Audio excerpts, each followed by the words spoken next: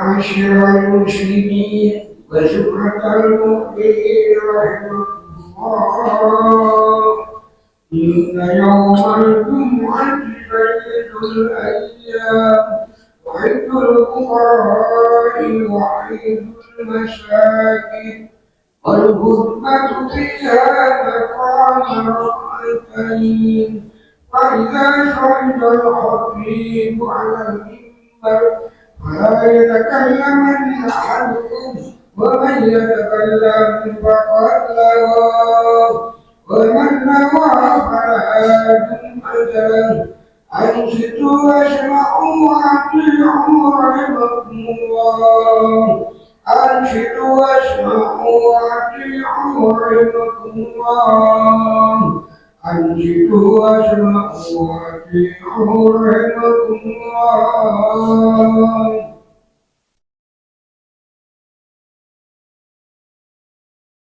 اللهم صل على سيدنا محمد. اللهم صل على سيدنا محمد.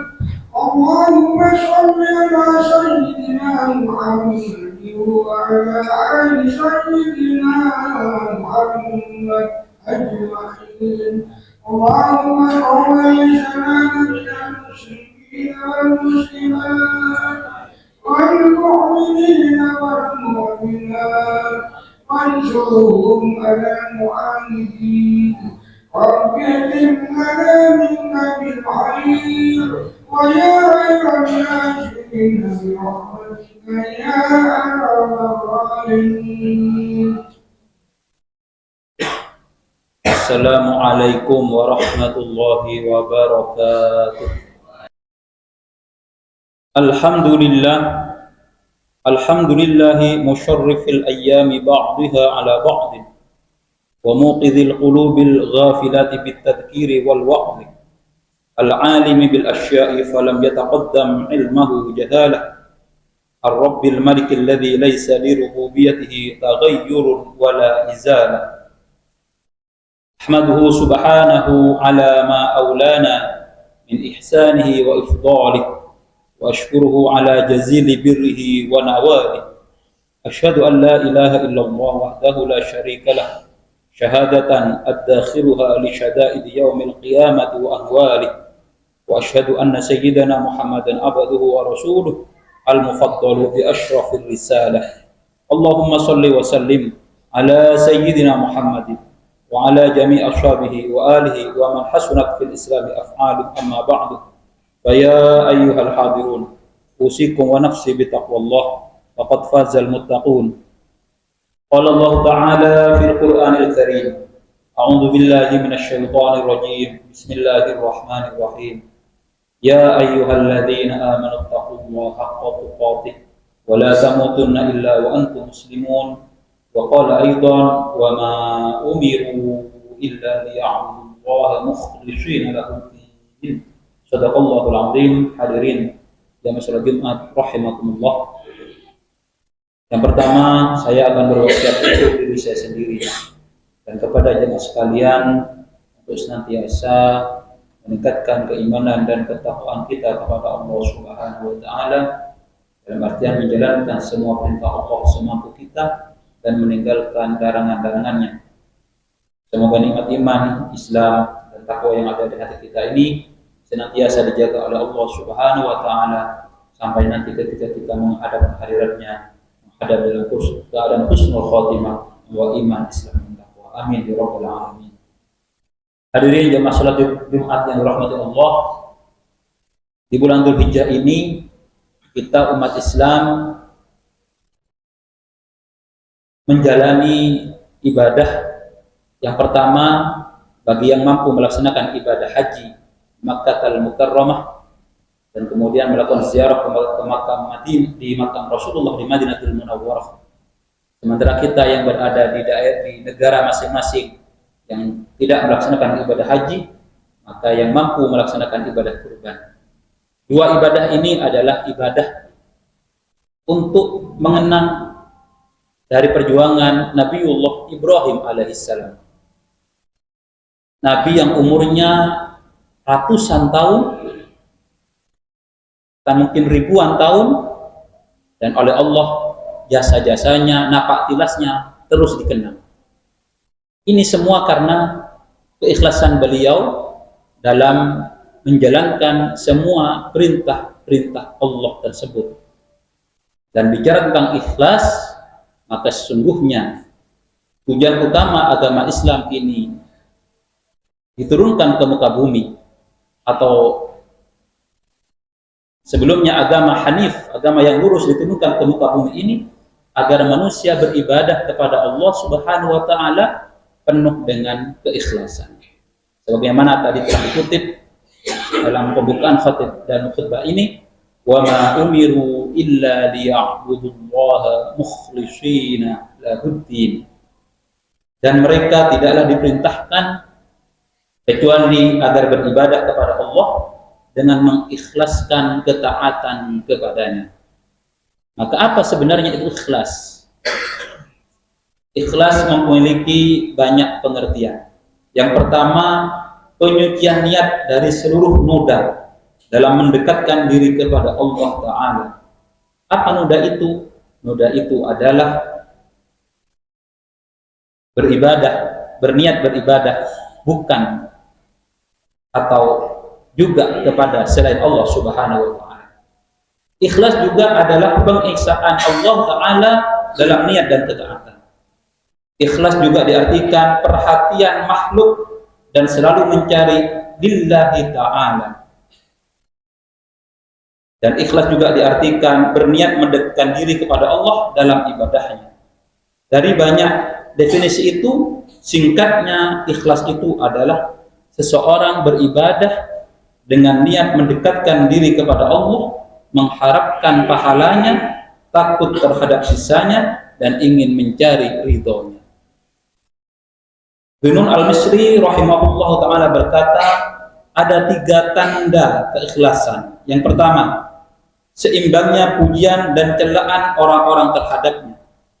Artinya seseorang sudah tidak memperdulikan apakah itu celaan, apakah itu pujian, yang penting dia hanya beribadah kepada Allah Subhanahu wa taala. Yang kedua, lupa melihat amal dalam beramal. Dia tidak melihat amalnya, tapi dia hanya melihat Allah Subhanahu wa taala tempatnya beramal. Dan yang ketiga, dia hanya mengharapkan pahala amalnya di akhirat.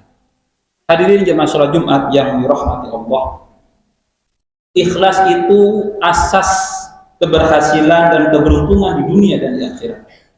Ikhlas itu bagi amal bagaikan pondasi dari sebuah bangunan dan ibarat sebuah ruh bagi jasad kita.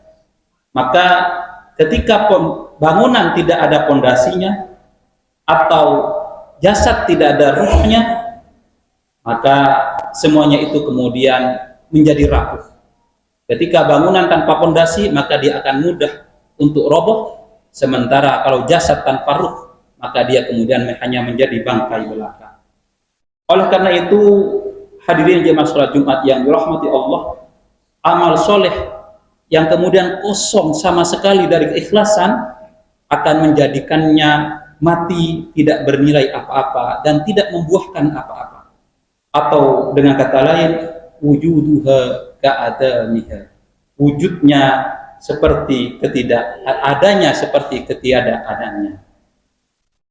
Dalam sebuah hadis qudsi, Allah Subhanahu wa taala berfirman, ana aghna asyuraka 'anil syirki man 'amila 'amalan asyraka fihi ma'i ghairi taraktuhu wa syirkahu. Aku sangat tidak butuh sekutu. Siapa saja yang beramal menyekutukan sesuatu denganku, maka aku akan meninggalkan dia dan syiriknya tersebut. Hadis riwayat Imam Muslim. Buah dari ikhlas ini sangat banyak. Bagi kita yang kemudian ikhlas mengucapkan la ilaha illallah Muhammadur Rasulullah, maka tentu Allah akan mengharamkan neraka menyentuh kepada badan kita. Bagi kita yang kemudian menjawab, mengikuti, mengulang lafaz muadzin, kemudian berdoa dan kita baca dengan ikhlas, maka kita kemudian fa insyaallah di akhirat akan mendapatkan syafaatul udmah dari Rasulullah sallallahu alaihi wasallam. Apabila kita menjalankan puasa dengan ikhlas, fa insyaallah dosa-dosa yang telah lalu akan diampuni oleh Allah Subhanahu wa taala. Bahkan perbuatan mubah sekalipun yang apabila dilakukan dengan ikhlas, maka itu akan mendapatkan pahala di sisi Allah Subhanahu wa taala. Sebagaimana hadis Rasulullah sallallahu alaihi wasallam, "Innaka lan tunfiqa nafaqatan tabtaghi biha wajhullahi illa ujirta 'alaiha hatta ma taj'alu fi imra'atika." Sesungguhnya kamu tidaklah menafkahkan satu nafkah pun karena mengharapkan keridhaan Allah, kecuali kamu akan diberikan pahala terhadapnya sampai dalam suapan yang kamu masukkan ke dalam mulut istrimu. Hadis riwayat Imam Bukhari dan Muslim. Hadirin jemaah salat Jumat yang dirahmati Allah, sebaliknya apabila kita beramal kemudian kosong dari keikhlasan, maka semuanya itu kemudian menjadi sia-sia. Dalam sebuah hadis yang agak panjang, di hadis tersebut diceritakan ada 3 orang yang dipanggil oleh Allah Subhanahu wa taala di akhir nanti, di yaumil akhir itu. Yang pertama adalah orang yang mati syahid. Dikatakan, ditanya, apa amalmu? Dia menjawab, aku gunakan untuk berperang di jalan Allah sehingga aku mati syahid. Kemudian Allah berfirman, kamu dusta, sesungguhnya kamu beramal bukan untukku. Kemudian orang tersebut dilemparkan ke neraka. Kemudian ada orang yang belajar agama, sama dia katakan belajar untuk menegakkan kalimat Allah, tapi kemudian Allah dikatakan kamu dusta. Kemudian karena dia tidak ikhlas, kemudian orang tersebut dilemparkan ke neraka. Kemudian ada orang yang dilapangkan rezekinya oleh Allah, dia beramal dengan rezekinya di dunia, tapi ketika dihadapkan kepada Allah, orang tersebut ternyata juga amalnya tidak ikhlas, sehingga kemudian dilemparkan ke dalam neraka. Hadirin jemaah salat Jumat yang dirahmati Allah, hadis yang menerangkan tentang keutamaan ikhlas, juga hadis yang menerangkan tentang ancaman bagi mereka yang tidak ikhlas, bukan berarti kemudian menyebabkan kita untuk enggan beramal kepada Allah Subhanahu wa taala karena kita tidak ikhlas. Karena sungguhnya ikhlas itu adalah proses mental, proses spiritual yang dia tidak muncul dengan tiba-tiba. Dia membutuhkan latihan dari kita. Sehingga latihan yang terbaik untuk ikhlas adalah apa? Tetap beramal meskipun kita dalam keadaan tidak ikhlas sekalipun, sambil terus memohon kepada Allah Subhanahu wa taala dan terus berlatih untuk berniat ibadah tersebut hanya kepada Allah Subhanahu wa taala. Semoga Allah Subhanahu wa taala memberikan pertolongannya kepada kita, menurunkan hidayahnya, memberikan taufiknya kepada kita, sehingga kemudian kita dalam beramal sehari-hari, baik yang sifatnya mahdhah ataupun ghairu mahdhah, kemudian kita bisa beramal dengan ikhlas, dan sekali lagi dengan ikhlas hanya mengharap keridhaan dari Allah Subhanahu wa taala. Amin amin ya rabbal alamin. Hadirin jemaah salat Jumat yang dirahmati Allah, demikianlah khutbah Jumat yang bisa sampaikan. Semoga ini menjadi motivasi sekaligus introspeksi bagi diri saya sendiri dan kepada jemaah sekalian untuk menjaga ibadah kita kepada Allah, untuk terus hanya mengharap ridho dan keikhlasannya. Amin amin ya rabbal alamin. Barakallahu li wa lakum fil Qur'anil azim wa nafa'ani bihi wa iyyakum min ayati wa dzikril hakim wa taqabbalallahu minni wa minkum tilawatahu innahu huwas samiul basir.